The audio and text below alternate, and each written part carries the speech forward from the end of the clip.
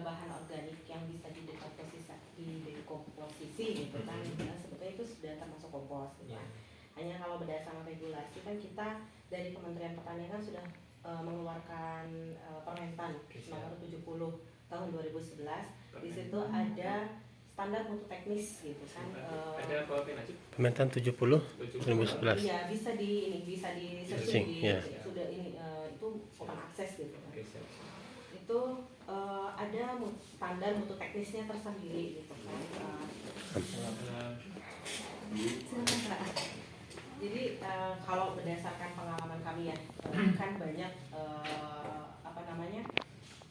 petani peternak gitu kan yang juga mengusahakan kompos, terutama peternak yang UPO ya, unit pengelola pupuk organik itu ya, gitu.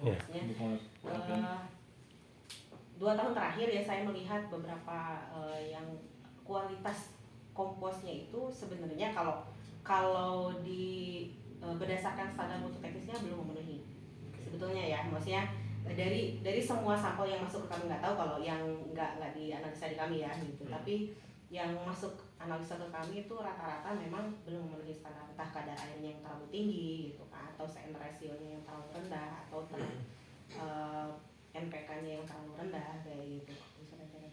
Jadi yaitu karena saya sempat melihat laporan hasil pengujian selama 2 tahun terakhir gitu, dan itu memang sayang sekali memang belum memenuhi standar gitu kan. Tapi makanya satu lagi, kalau untuk dilakukan pengujian itu perlu Pak, sangat perlu dilakukan pengujian karena untuk melihat seberapa memenuhi standar gitu kan si pupuk organik itu.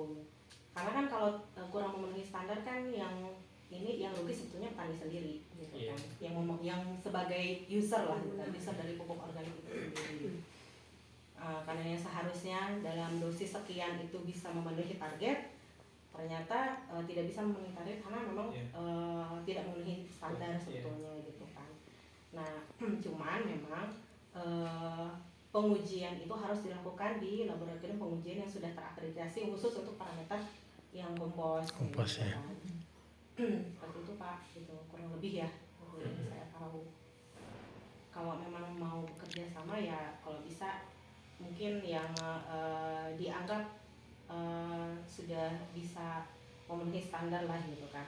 Kalaupun misalkan berapa lama berlakunya, sebetulnya kalau mungkin kalau di bidang ilmu tanah, kayak katakanlah bidang ilmu tanah ya gitu kan, setiap hari pasti akan mengalami perubahan walaupun kecil ya gitu kan. Sama dengan kompos, kalau SOP-nya tidak standar, maksudnya kalau metodenya tidak standar gitu kan, metode pembuatan pupuknya tidak standar ya pasti akan berubah gitu kan, unsurnya berubah gitu kan. Dan metode penyimpanan pun juga mempengaruhi gitu kan, kualitas komposnya gitu. Jadi yang harus diperhatikan pertama metode pembuatan komposnya sama tidak gitu kan setiap harinya gitu. Kemudian penyimpanannya di mana, dilakukan di ininya seperti apa gitu kan, apakah di ruang tertutup gitu atau seperti apa. Apalagi, dan itu sangat mempengaruhi kadar air ya gitu kan, apalagi kalau musim hujan gitu kan, kondisi lembab itu sangat berpengaruh gitu. Jadi kalau semuanya misalkan dilakukan sama gitu kan, artinya walaupun ya ada errornya gitu kan, tapi tidak terlalu signifikan lah errornya gitu kan, artinya penyimpanan, tapi itu dilakukan sesuai standarnya, mereka sudah membuat standar sendiri gitu kan. Itu sebetulnya bisa berlaku gitu kan sampai katakanlah paling tidak 1 tahun gitu kan, atau 2 tahun gitu. Kalau itu ini ya, maksudnya karena laboratorium sendiri misalkan itu kalau misalkan dia terakreditasi, setiap tahun itu akan selalu dilakukan asesmen gitu kan. Artinya apakah masih sesuai prosedurnya atau tidak gitu. Saya rasa semua produk yang harus ada standar mutunya juga harus seperti itu ya, harus ada dilakukan monitoring lah paling tidak gitu kan. Apakah masih bisa berlaku atau enggak. Karena kan kalau misalkan komposisinya berbeda, itu akan komposisi bahannya ya, bahan pembuatan komposnya berbeda, itu akan mempengaruhi unsur yang ada di dalam komposnya sendiri gitu. Kayak gitu. Itu sih menurut saya gitu. Itu bahan utama kompos itu yang harus dipenuhi itu ada nggak kriteria Kompos itu yang kan harus ada gitu sehingga komponen itu terpenuhi lah unsur yang sesuai kriteria teknis tadi. kalau bahan-bahannya tidak disebutkan secara ini ya Pak ya, maksudnya secara detail. Hanya saja kalau misalkan kalau dibuka muka sudah ada yang bisa membuka ini permentan nomor 7. Itu di situ hanya menyebutkan kadar cyan rasio, kadar air, kemudian unsur NPK-nya gitu kan berapa persen. Kalau bahan-bahannya itu bebas, tidak ditentukan gitu harus dari mana. Yang penting ada unsur-unsur misalkan unsur K misalkan diambil dari misalkan sekam misalnya kayak gitu, atau unsur N-nya diambil dari kotoran sapi misalkan, atau kotoran ayam seperti itu. Itu bebas sih petani gitu kan, bebas berkreasi sepertinya. Yang penting standar mutu teknisnya itu tadi sesuai dengan permentan gitu. 70 tadi Bu? Iya. Tahun 2011. Iya 2011. Terus selama penyimpanan untuk membentuknya jadi pupuk kompos itu juga harus ada memenuhi kriterianya. Kalau Sama pengomposan. kriteria itu maksudnya tidak diinikan, itu mungkin bisa sama orang yang biasa melatih pupuk organik, karena mereka tahu biasanya sekitar 3 mingguan kayak begitu, 2 atau 3 minggu kayak gitu. Permasalahannya gini Bu, ini kan bukan untuk petani ya, si produsen pupuk nih, kita kan nggak bisa kontrol mereka. Nah kita kan ingin mengawasi dan sesuai dengan kriteria yang kita mau nih. Nah itu yang jadi kendala kita kan, kalau petani pasti bisa kita ajari, kalau si produsen pupuk kan di luar kemampuan Iya, kita juga iya. untuk mengarahkan gitu. Paling itu hanya sebatas dari hasil pengujian aja. Pengujian Pak. aja. Apa gini misalnya dalam satu tempat diambil sampel beberapa, dia kan beda-beda nih tempatnya, atau memang cukup sampai satu tempat atau gimana, dan periodenya gimana? Sebenarnya itu nanti ada petugas pengambil contoh itu kalau misalkan dia PPC gitu kan, itu mereka kalau misalkan kita mau menentukan itu bisa mewakili gitu kan, mewakili sampel gitu kan, mereka ada kriterianya. Misalkan sampelnya diambil dari mana, apakah di tempat pembuatan pupuk itu atau sudah dikarungin misalnya gitu. Itu mereka biasanya ada lokasi yang harus diambil gitu beberapa. Kayak misalkan di tempat pembuatan komposnya, biasanya kan kompos itu kan biasanya ada yang di paling bawah, tengah, atas. Ya. Itu biasanya diambil Ambil sedikit. satu-satu. Berarti yang telah di drop ya? Yang telah di drop di mana? Kan. Ini lama pengujian berapa Bu? Ini kompos. Pengujian itu sekitar 21 hari. Oh, iya. Iya, karena kan kalau misalkan ada beberapa harus didiamkan dulu berapa hari kayak gitu kan, untuk melihat ekstraknya Iya. gitu. Ini kan ini Iya, 15 hari. 15 hari kerja. 15 hari kerja itu kalau 5 berarti 3 minggu kan? Tambah ya. Iya, sekitar 3 minggu. ini kan ada banyak nih Bu unsur yang diuji. Ini pada uji suma atau bisa permintaan? Kalau minimal biasanya kadar Iya. air, pH, NPK, Sama kemudian rasio. cyan rasio sama ya Si organik. lah, ya. Iya.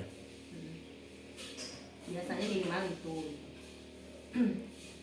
Ini kan sudah apa dan sudah online nah daftar ketemu uji ini.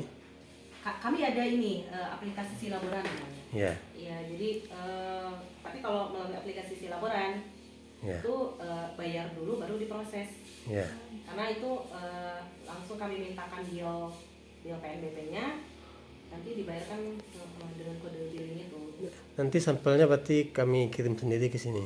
Bisa dikirim sini, bisa.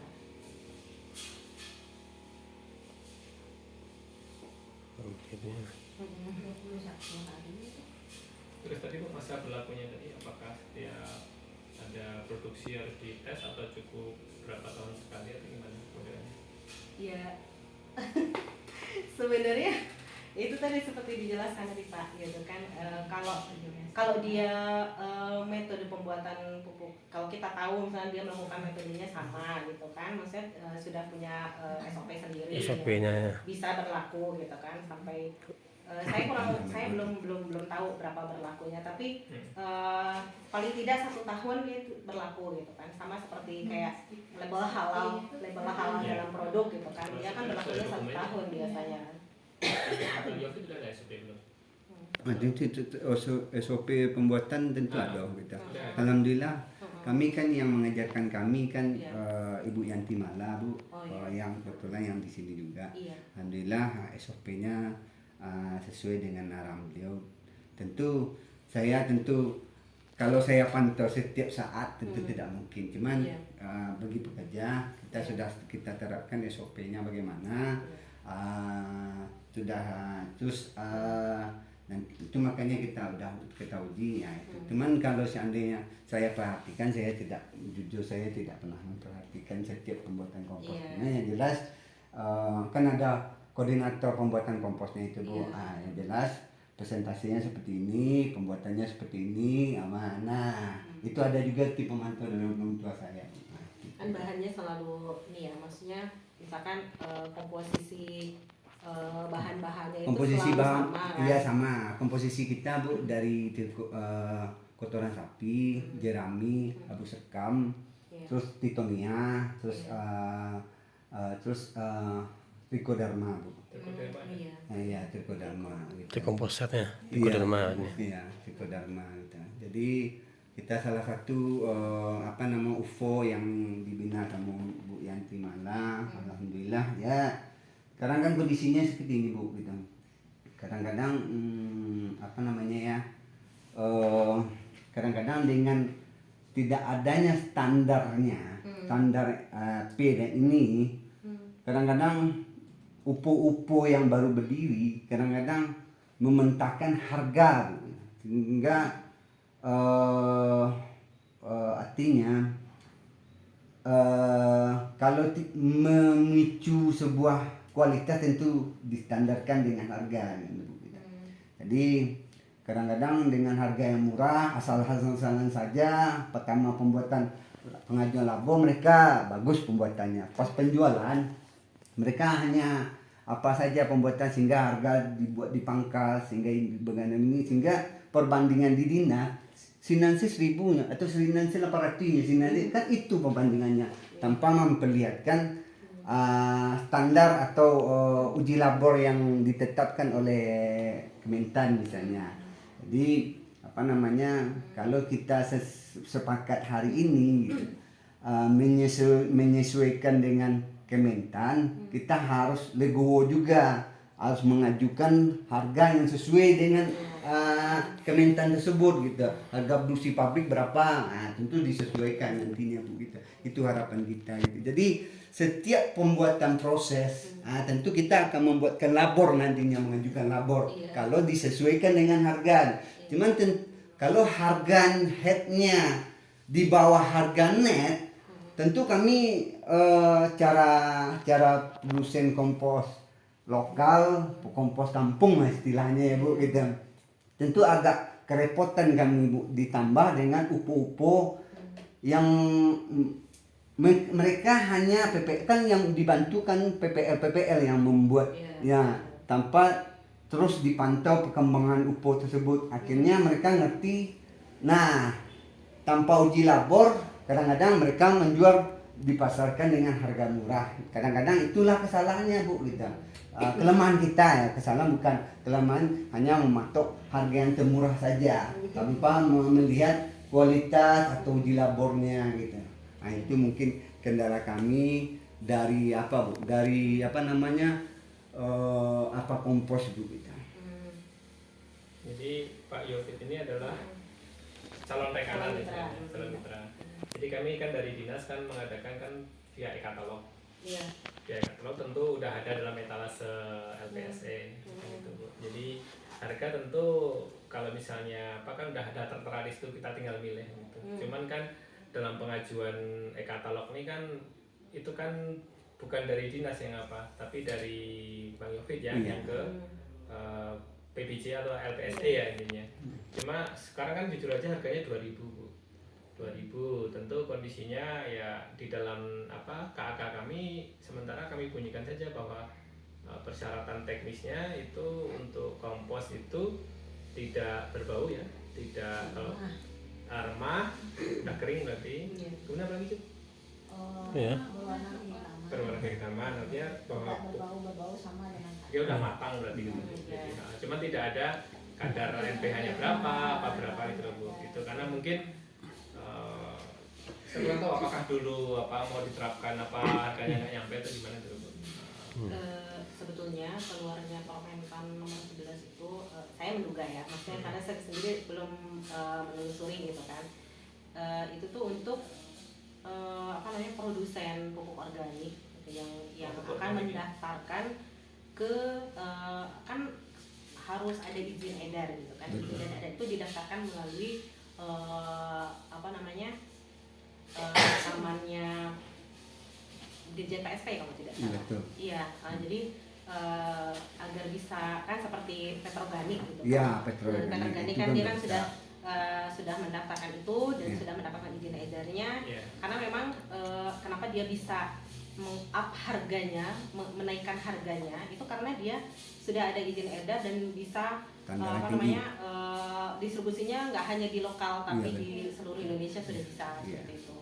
Itu sebenarnya itu untuk memotivasi dari petani sendiri sih, pembuat pupuk organik ya gitu kan, agar bisa memperbaiki kualitas pupuk organiknya gitu kan. Seharusnya kalau misalkan memang ini nilainya kalau memang sudah terstandar harusnya memang lebih baik sih Pak harganya ya gitu kan. Di kita itu kan pengadaannya ada dua model Bu. Di APBN itu ada namanya pupuk organik, harganya 6.000 memang. Di APBD ini hanya kompos Bu namanya, bukan pupuk organik. Makanya apakah strata pupuk organik itu selain memang bahan-bahannya itu organik, apakah dia lebih kandungan kimia tanahnya atau unsur haranya itu lebih tinggi dibanding kompos itu gimana tuh? Kalau dari peraturan Permenpan itu saya melihat di situ hanya ada pupuk organik padat, pupuk organik cair. Betul. Terus pupuk organik padat itu kan ada yang remah atau granul kayak gitu kan, maksudnya ada yang dalam bentuk, pokoknya ada di situ ininya.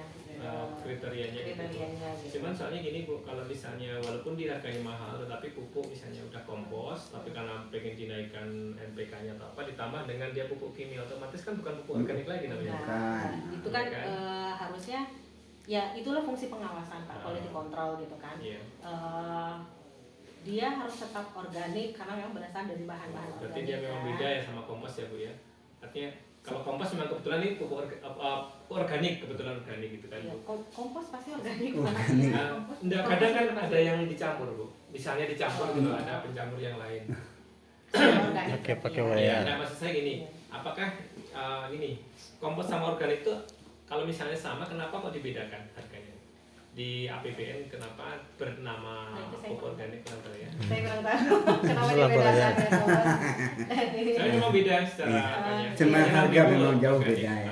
Karena gini Bu, pupuk organik yang di APBN itu nanti di lapangan pun kita ada ujinya. Uji labnya. Kita ambil pakai PPC tadi Bu. Iya. Kalau yang kompos nih kayaknya mungkin dari harga jelas nggak masuk dan memang di anggaran kita nggak ada anggaran itu. Oh, kalau lihat ke pengujian Bu, itu kan ada nih banyak pengujinya, itu kan ada pilihannya nanti. Nanti di apa ada pemilihannya? Ada pilihannya. Berarti nanti berarti dalam pengujian lab bukan parameter itu semua bisa dikeluarkan? Boleh terserah kebutuhan kita. Kebutuhan ya. Karena kita kan cuma kompos biasa, tapi kan nggak perlu lah semua ini gitu. Kalau organik mungkin paling kan cuma perlu kompos kan kadar air unsur organiknya kan sama NPK kalau kompos biasanya. Karena peraturan mengenai khusus detail tentang kompos sendiri tidak ada, hanya ada pupuk organik. Makanya saya mengartikan bahwa kompos itu ya pupuk organik padat, maksudnya pupuk organik yang remahnya gitu kan. Seperti itu. Jadi standarnya dari situ aja. Karena tidak ada khusus standar teknis kompos misalnya. Tidak ada gitu. Berarti untuk pengujinya kan nanti kan bisa dipilih. Berarti nanti untuk pembayarannya juga berbeda berarti ya. Iya. Tergantung apa yang diuji. Itu setiap unsur itu ada biaya analisanya. Seperti itu ya. Sebentar Bu, mengenai kadar air Bu. saya yang diajarkan sama Bu Yanti Mala, itu kompos itu kan tidak boleh terlalu kering. Artinya kalau kering dia akan membunuh mikroba yang ada gitu. Kalau seandainya kering, konotasi kering ini kan idealnya dia digenggam. Ini yang diajarkan. Cuman saya kan diajarkan apa saja Bu, dia diajarkan digenggam, dia menggumpal, retak, cuman tidak merimbas air kan seperti itu. Tapi kalau udah diginikan kering dia, berarti mikroba yang ada, kata trichoderma atau apanya, artinya sudah mati semua gitu. Jadi konotasi kering itu lembab lah artinya ya Bu gitu. Jangan disangka kering itu dia seperti kotoran sapi dikeringkan dulu nanti baru disemai gitu. Keringnya konotasinya lembab gitu. Artinya dia tidak ya begitu ya Bu kira-kira Bu Rita. Betul Pak.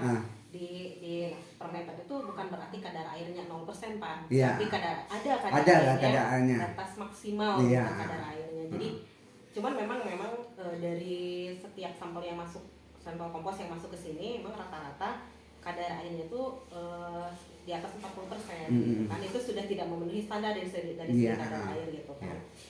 Seharusnya paling tinggi kalau tidak salah sekitar 25% atau 20% gitu. Artinya tetap ada kadar airnya, tapi tidak, maksudnya tidak lebih dari sekian persen. Minimalnya berapa? Ada di standar saya lupa antara 25 25. Itu kan maksimalnya. Paling tinggi. Minimalnya enggak ingat ya. Nggak ada minimal sih, paling di sana hanya disebut Maksimal. Rata-rata. Soalnya kayak menyambung omongan Bapak tadi kan, kalau dia terlalu kering, trichoderma kan nggak Nggak jalan lagi. Iya betul. Di situ Berarti kan ada unsur minimalnya juga kan untuk menjaga kelembaban dia. Nanti dicek lagi ya Pak ya. Saya lupa. Saya kayak gitu. Kalau kadar air yang berlebih mungkin kerugiannya ke petani. Airnya yang banyak jadinya bukan komposnya kan. Maksudnya bobotnya kan mengambil bobotnya jadi komposnya kan rugi petani gitu. Cuman yang terpenting kalau dari sekian banyak ini yang kompos ini Bu, yang paling penting untuk petani atau misalnya pekebun di NPK-nya atau yang mananya biasanya lebih tinggi atau standarnya? Biasanya NPK, pH, kadar air, C organik. C Biasanya organik, itu yang maksudnya minimal banget yang diuji gitu. Yang diuji ya Bu. Ya, kalau unsur unsur mikronya kayak misalkan CU, ZN, MN, FE itu biasanya jarang. CAMG juga jarang. Biasanya itu NPK, pH, kadar air, C organik. Di Solo sekarang Pak. Intinya besok ada Tidak. Punya Pak Yafid. ada Pak besok itu